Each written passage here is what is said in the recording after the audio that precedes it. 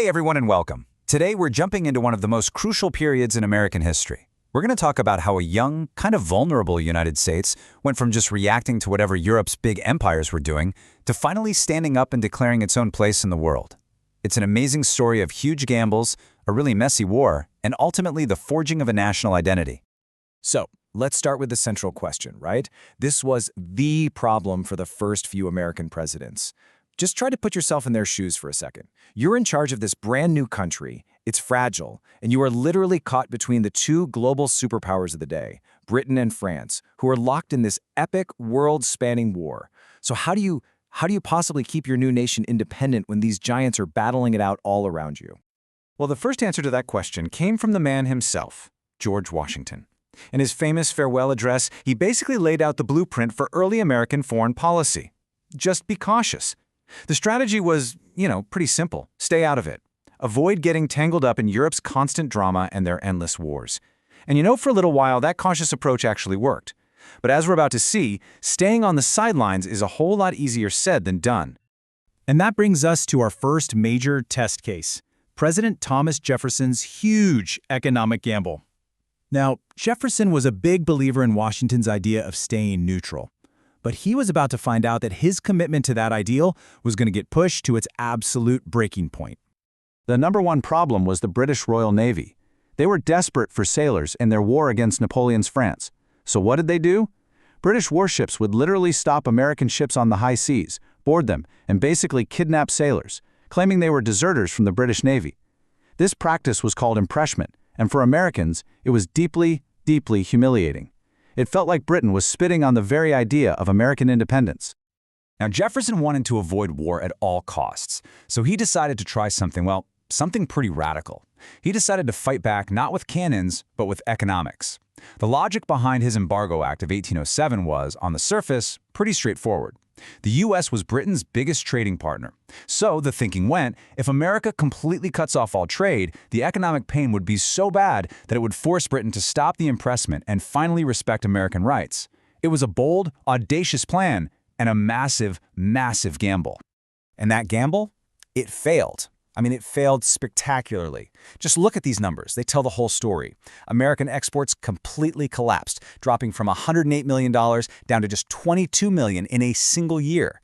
The embargo ended up hurting America way more than it hurt Britain, which just went and found new trading partners in South America.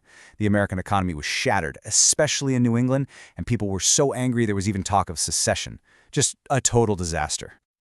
Okay, so economic warfare was a bust. What's next? Well, that brings us to the next president, James Madison, and what would become known as Mr. Madison's War. Madison basically inherits this complete mess from Jefferson. The embargo is a proven failure, the British are still seizing American sailors, and a new, much more aggressive mood is starting to sweep across the country. And this new mood had a name, the War Hawks. These were a group of young, ambitious congressmen, guys like Henry Clay and John C. Calhoun.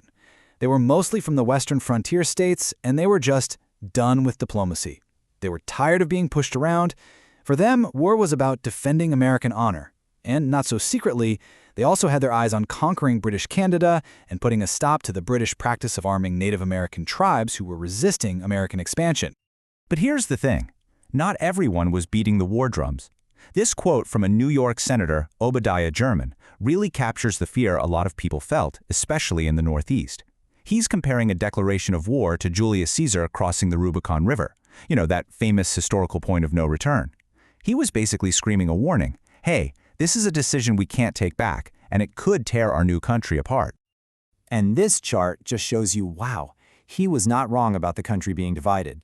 The vote to declare war on Great Britain was one of the closest war votes in all of American history, and it was split almost perfectly along regional lines. The South and the West, where the War Hawks were from, they voted yes. But the maritime states in New England, the ones whose livelihoods depended on trade, they voted no. So America stumbled into a major war with itself completely and deeply fractured. And so it began, the War of 1812. It's often called America's Second War for Independence. And let me tell you, it was a really strange, chaotic, and contradictory conflict filled with some of the highest highs and the absolute lowest lows. Early on, some of those highs came from the most unlikely of places, the tiny American Navy. The frigate USS Constitution won a series of absolutely shocking victories against ships from the mighty Royal Navy. Her hull was so tough that cannonballs seemed to bounce right off, earning her the legendary nickname Old Ironsides. These were huge morale boosters. It was a real David versus Goliath story, and the country loved it. Put on land? Ooh boy, it was a totally different story. That war hawk dream of a quick and easy conquest of Canada, yeah, that turned into an absolute nightmare. The American army was poorly equipped, badly led, and their three-pronged invasion was easily, almost embarrassingly, beaten back. It was clear proof the U.S. was just not ready for a major land war. And then came the absolute low point of the entire war.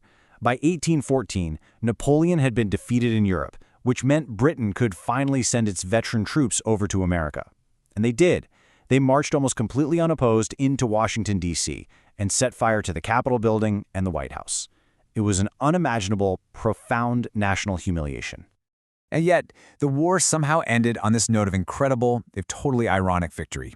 In January of 1815, General Andrew Jackson led this ragtag army of frontiersmen, pirates, and regular soldiers and just crushed an elite British force at the Battle of New Orleans. It was a stunning victory.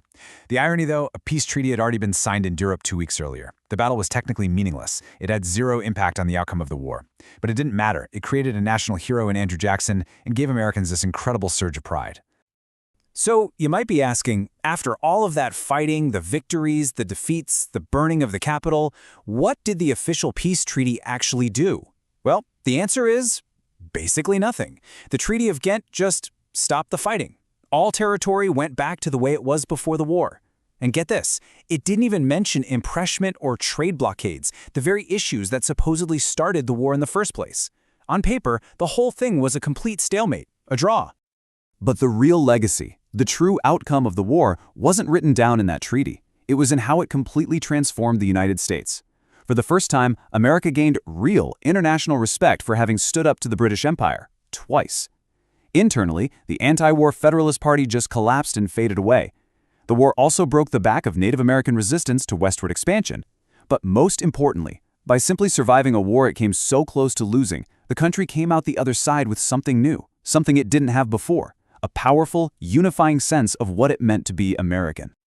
So, how do we tie this all together? Well, that new sense of nationalism, forged in the fires of the War of 1812, leads directly into our final act, a much bolder, much more assertive American foreign policy, which came to be known as the Monroe Doctrine.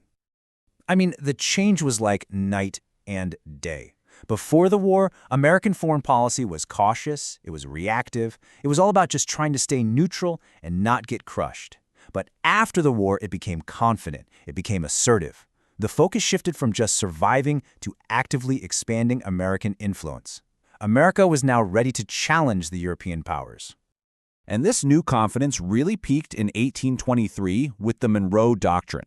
At the time, a whole bunch of colonies in Latin America were declaring their independence from Spain and Portugal, and President James Monroe, with his brilliant Secretary of State, John Quincy Adams, decided to make a statement, a really, really big statement.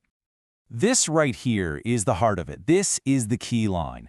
America, a country that had its own capital burned down less than a decade earlier, was now looking across the Atlantic and telling all the powerful monarchies of Europe, hey, just so you know, the entire Western Hemisphere is closed for business. No more colonies. This is our neighborhood now. It was an unbelievably audacious thing to say. And the Monroe Doctrine would go on to become a cornerstone of U.S. foreign policy for over a century. But it leaves us with this one last really fascinating question. Was this bold declaration a sign of America's real newfound strength? Or was it actually a clever bluff, a gamble that only worked because the British, for their own reasons, wanted to keep other European powers out of the Americas, and everyone knew the British Navy was there to back it up? It's a great question to think about. Thanks so much for joining me.